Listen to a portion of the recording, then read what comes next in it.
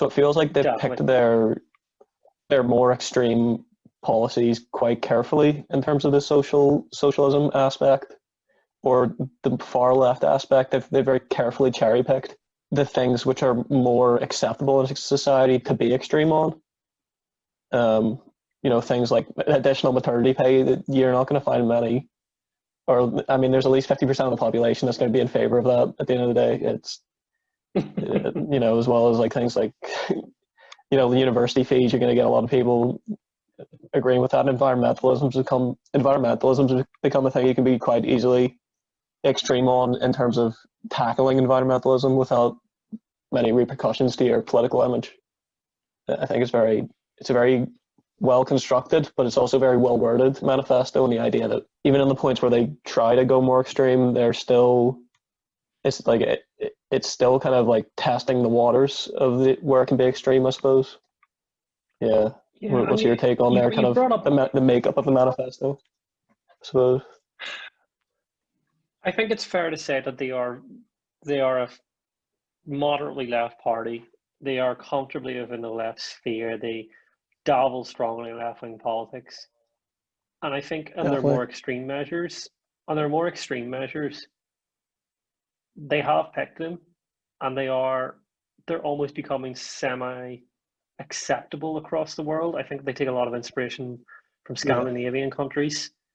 So I think, for those readers who are of that left wing persuasion and read that type of media, to them this is ticking all the right boxes.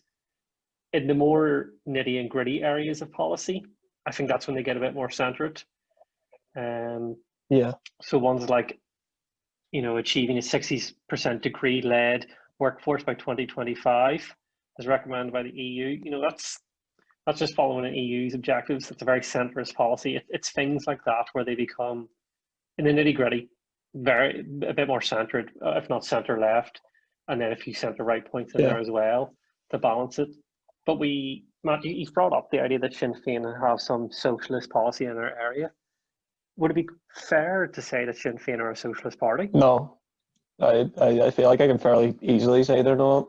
But I mean, we were talking about this. We literally shared those Facebook messages earlier, where you asked the question of like, did they actually mention socialism in their manifesto at any point? And I was like, from what I could see, they never did. But then even But looking at the past like 20 years of their manifestos, I believe it was only like 4 or 5 of their manifestos have actually mentioned socialism, and each time it's only ever mentioned once in each of those manifestos, and each time it's generally in this idea of 32 county socialist republic, or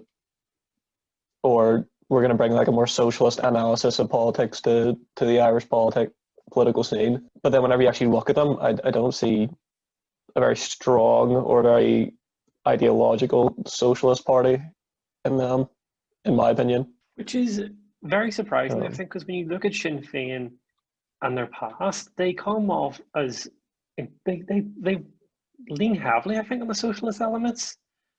If you look at some of the oh, old murals completely. Yeah. around like some of the old murals around Belfast, for one, I can think off the top of my head, Sands and Connolly, vote socialist, vote Republican, vote Sinn Féin.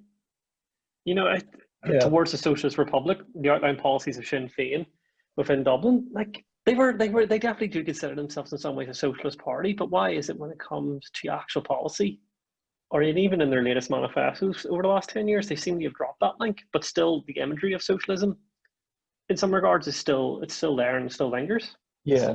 I mean, do we have to just accept the fact that a socialist party wouldn't get elected at the end of the day? that Sinn Féin now are about winning elections. They want to win elections, and the general idea, which has been parroted, we can question how accurate it is, and we can go on a debate for hours about how accurate the statement is. But the general idea is socialist parties don't get elected in the modern Western democracy, especially in a first past the post system. We don't have a first past the post system though, which I suppose might change matters. But yeah, that's the general idea. So maybe maybe Sinn Féin see it and say, right, we can't just be this all guns blazing socialist party. At the very least, they can't be that to their own community completely, or to all areas of their community, I suppose. I think Yeah. Sinn Féin, they go between the line of being the nationalist populism or socialism, and I think in some ways they blend that in a lot of ways. And we have to look especially when it comes to the North and their voter makeup. How much of that makeup is traditional Catholics, who the very thought of Marxism as a whole goes against the breed. Now I know that's a very old school traditional way of thinking of an electorate, but some of that still rings true, I feel today. I believe it completely does. I think it's quite easy to say that, for a certain generation, Marxism isn't acceptable, and being completely, look, I mean, we're both unionists here. Well, small U unionists, so we're not going to pretend like we have a complete understanding of a nationalist electorate. But I find it hard to believe that if you went and did a poll of a nationalist, a poll amongst the nationalist community, how much would you see of people being like, yeah, I'm fine with Marxism?